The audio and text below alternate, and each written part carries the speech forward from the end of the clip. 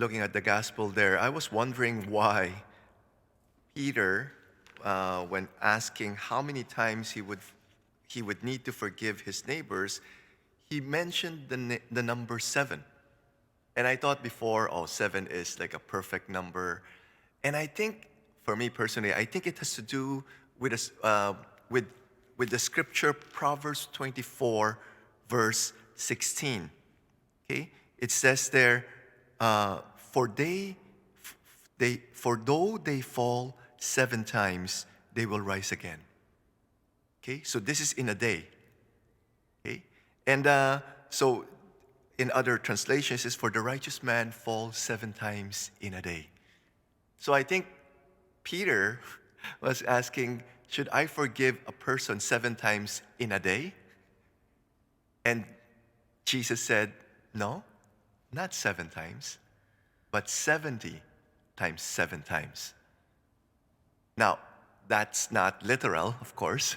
You can't be counting 70 times 7 times, okay? And then after that, you no longer forgive. It means unlimited. Unlimited. You need to forgive no matter how many times your neighbor has offended you in a day, you forgive. And he gave this parable of this king, right? There's one slave who owed this king 10,000 talents. You know what 10,000 talents cost? 200,000 years of wages. 200,000 years. You could be dead. You still owe the king, right?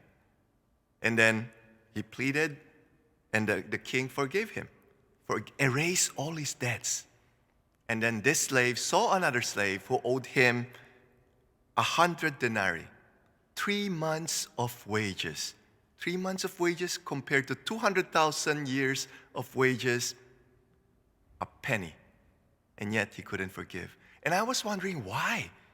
Why? Like, he was forgiven 200,000 years of wages and couldn't forgive the 3 months of wages.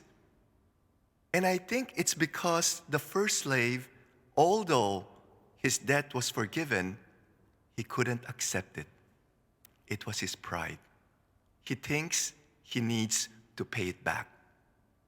How many of you have experienced people going to confession after being absolved from their sin, still couldn't forgive themselves, still think that God couldn't forgive them, still think that they need to be perfect in order to be forgiven?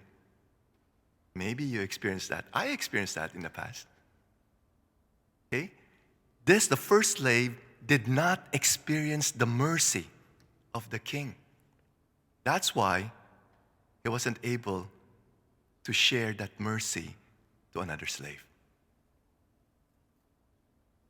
So, that's one. The other thing is, for me, I struggle to forgive people. But the thing that really helps me to forgive is that I do an examination of conscience every day. What my sins are. I need to see my sins first before I need to see the sins of others. Okay? And let's say this person has offended me, was very critical of me. I need to think of how many times I've been critical to this person or to other people, or how I've offended that person in other ways. I need to dig deeper and see. Because if I don't see my sins and I could only see the sins of this person, it's going to be a struggle to forgive. Okay? So for those who are struggling to forgive, a lot of people are struggling to forgive. They only see the sins of that person that they're struggling to forgive. They don't see their sins. They don't see how they've been critical to other people too, how they've offended others, how they've offended that person.